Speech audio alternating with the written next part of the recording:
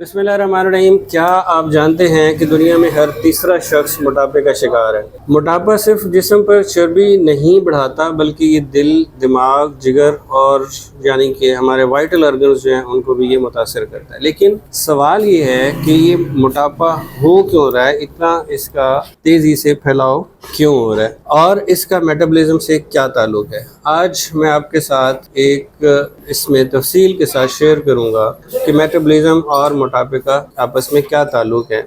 सबसे पहले मोटापा होता क्या है। जिस्म में गैर ज़रूरी फैट्स का या चर्बी का जमा होना, सिर्फ वज़न ज़्यादा होना मोटापा नहीं है बल्कि फ़ैट परसेंटेज का ज़्यादा होना असल ख़तरा है और ये एक क्रोनिक कंडीशन है, एक क्रोनिक बीमारी है। और इसकी जो बड़ी वजूहात होती हैं उसमें ज़्यादा खाना और जंक फूड्स, ओवर ईटिंग, ठीक है, और सेडेंटरी लाइफस्टाइल है। उसके अलावा नींद की कमी और स्ट्रेस है, हार्मोनल इम्बैलेंस है जिसमें थायराइड, इंसुलिन रेजिस्टेंस, उसके अलावा पीसीओएस का प्रॉब्लम हो सकता है। उसके साथ साथ उम्र का जब बढ़ती है तो उसके साथ मेटाबॉलिज्म भी स्लो होना शुरू हो जाता है। मेटाबॉलिज्म स्लो होगा तो मोटापा बढ़ेगा। दूसरा, जो खाना खाने के मतलब फ्रीक्वेंट खाना खाएंगे, ज़्यादा मील्स लेंगे, खाने के ऊपर खाना खाते रहेंगे, यूँ कह लें जिस तरह हम अक्सर करते हैं कि खाने के बाद हमारे यहाँ पे ये होता है कि चाय पी ली जाए या कोई कोल्ड ड्रिंक या कोई सोडा ड्रिंक पी लिया जाए, ये भी एक वजह बनती है इसकी। और जब मेटाबॉलिज्म स्लो होगा तो क्या होता है, मोटापा बढ़ेगा, फैट डिपॉजिट बढ़ेगा।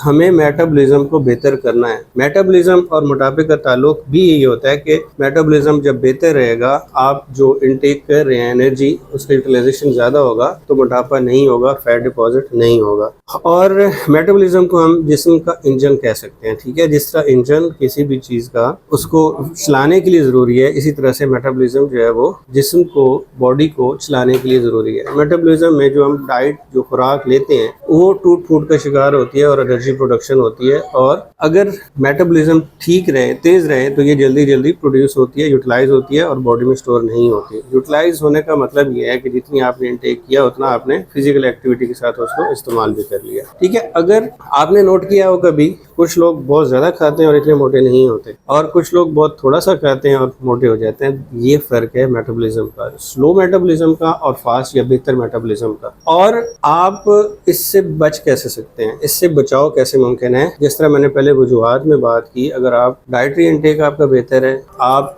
ज़्यादा जंक फूड्स इस्तेमाल नहीं कर रहे, आप ज़्यादा जो शुगरी प्रोडक्ट्स हैं या बेकरी आइटम्स हैं उनका इस्तेमाल नहीं कर रहे, आप फाइबरस डाइट ज़्यादा लें, नेचुरल ओरिजिन की चीज़ें लें, सब्जियां ज़्यादा लें, प्रोटीन इनटेक ज़्यादा करें, ठीक है, तो उससे क्या होगा, इसके साथ साथ आप फिजिकल एक्टिविटी को बढ़ाएंगे, अपना स्ट्रेस को मैनेज करेंगे, नींद पूरी लेंगे, तो उससे आप मोटापे को अवॉइड कर सकते हैं, मोटापे से बच सकते हैं। तो ये कुछ वजूहात मोटापे की और मेटाबॉलिज्म के साथ इसका ताल्लुक है। और फिर किसी वीडियो में आपको बताऊंगा कि आप इससे छुटकारा कैसे पा सकते हैं। आपको वीडियो पसंद आई, शेयर कीजिए, लाइक कीजिए, दोस्तों के साथ शेयर कीजिए और चैनल को सब्सक्राइब कीजिए। बहुत शुक्रिया। अपना बहुत ख्याल रखें।